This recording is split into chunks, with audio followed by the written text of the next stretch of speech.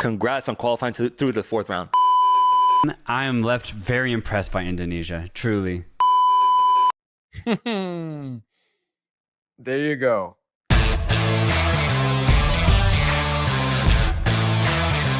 And just a quick note on Indonesia, because I know we got the Indonesians watching us right now. Congrats on qualifying through the fourth round. I think that's a big achievement in of itself, given the trajectory of this nation, what they've been able to do since before the AFC Asian Cup, the way they've been building up to this moment. They actually did it. They didn't get eliminated in the third round. They qualified through to the fourth with a very important victory over China, I believe, a few days ago. Got smashed by Japan today, but that was expected. They qualify through. The chance is still there. And as we mentioned, a lot comes down to the draw to see what can ultimately happen. Yeah, once again, I am left very impressed by Indonesia, truly. I think if you're from the outside looking in, going into this campaign, you just wouldn't have put anything on Indonesia. Unless you'd watch the AFC Asian Cup. That'd be the only way I'd trust your opinion. Because this team has just gotten here through sheer, raw Indonesian talent. It's really, really respectful because China, Bahrain, Saudi Arabia, they're all so defensive. But Indonesia just stuck to their guns. They played their offensive style.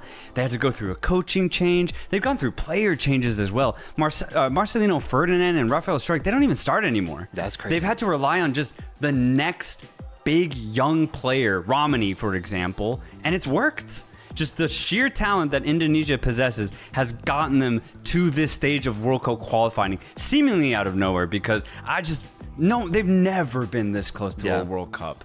So this is super exciting. I think if you're an Indonesian fan and you get a lucky draw, then suddenly the path starts looking very possible. Yeah. So get excited if you're Indonesia, but it's all going to come down to that draw. You couldn't imagine. Yes, we said it was the biggest game in Indonesian football history. It was also the game with the most pressure. Can you imagine if you're a player on this Indonesian team walking out, 70,000 fans in the stadium, that 12th man going insane. And you know, if you win this game, you're into the next round of qualifying. And if you lose this game, you're effectively out. That kind of pressure, Roy. Vamos, Garuda. This is exactly what you've been dreaming of for the past years. It's this moment to be at the precipice of greatness and to come through with a victory. It has happened. Secondly, I want to say one quick thing. There you go. Hatiku orang Indonesia, vamos Garuda, vamos carajo. It's been a joy to watch this team and the trajectory of where you guys have come. And I think, that's one of the reasons we do this stuff like this, because we love these stories in the world of international football. And this Indonesia story is so great. And it's so beautiful how a country like this, has an opportunity now with 3 more matches. There's going to be some tough games in there. We'll talk about that later. We'll talk about all the matches in like a separate video. But what a great story it's been, and what an incredible story that it's been so far. Then we have the final round, people. The 4th round of AFC World Cup qualifiers, even though we still got a 5th round. But here, we're going to find out which 2 teams will directly qualify to the World Cup. Indonesia, I think they are progressing well. But Patrick Kluivert's tactics, I think they're going to cost them big time. I really think so. They got the quality players, but he's such a naive manager defensively. Yes, you can set up in a low block, but you need to have some defensive organization. Indonesia have to be better defensively. Romney, the guy will have to turn into Pele if they want to qualify to the World Cup. Ketika pasukan Indonesia yang, by the way, konteks sudah pun layak ke pusingan keempat kelayakan Piala Dunia, what exactly happened di Sultan City Stadium? Ada beberapa komplikasi lah daripada aku tak rasa Indonesia got their tactics right. Aku tak rasa they got their formation right. Aku tak rasa didn't look like berada di mungkin ia disebabkan faktor mereka juga sudah pun layak ke pusingan keempat, tetapi beberapa pemain juga dicuba sebagai starting di separuh masa pertama, tetapi serba tidak menjadi dan hasilnya Jepun 6, Indonesia 0. Kerana realitinya aspirasi Indonesia untuk ke Piala Dunia masih lagi hidup.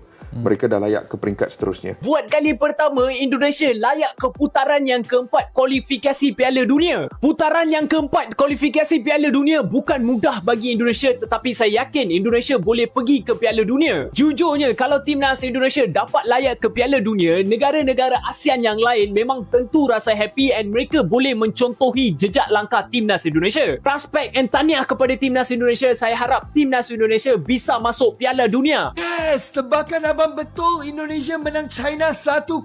Apa benda ni weh? Maaf ya guys, video ni lewat pasal semalam capek banget sampai ketiduran senyum lebar. Jujur aja, dari semua pengalaman abang nonton bola langsung, pertandingan Indonesia versus China di GBK malam tadi paling luar biasa. Dari awal entry di luar stadium baring ribuan fans Garuda sampai nonton pertandingan selesai. Yang bikin luar biasa tu fans Indonesia, semangat mereka hingga ada duanya. Sampai gue sendiri jadi emotional. Respect. Yang berhasil untuk mengumpul 6 mata dalam pusingan ketiga kelayakan Piala Dunia. Sebelum ni, Vietnam dan Thailand masing-masing cuma dapat mengumpul 4 dan 2 mata saja. Walaupun aku puji pasukan Indonesia ni, aku tahu mesti akan ada fans mereka yang peli ataupun akan kutuk level pasukan Malaysia sekarang ni. Tapi aku okey je, sebab kita tahu tahap IQ yang memeli dan mencaci ni, diorang ni otak di tahap yang mana. Indonesia memang raja ASEAN ketika ini. Fakta yang tak boleh dinafikan. Semalam kecoh pula persoalan adakah pemain-pemain baru Harimau Malaya ni berketurunan Malaysia. Tapi persoalan ni bukanlah datang daripada orang Malaysia, daripada jiran sebelah. Saya faham konteks kenapa teman-teman Indonesia tanya soalan ni. Untuk timnas Indonesia, biasanya kalau diorang ada pemain warisan terbaru, pemain heritage, kebiasaannya Pak Erick Thohir akan keluarkan satu statement. Dia akan cakap lah player ni asal daripada mana, keturunan mana. Balik kepada skuad kebahasaan kita, mengenali TMJ. Beliau ni jarang keluarkan statement pasal kerja beliau. Baginda pun pernah keluarkan satu statement siap dengan hashtag mereka tak biasa. Bagi pendapat korang, adakah kehadiran pemain-pemain ni akan bagi impak kepada pemain tempatan?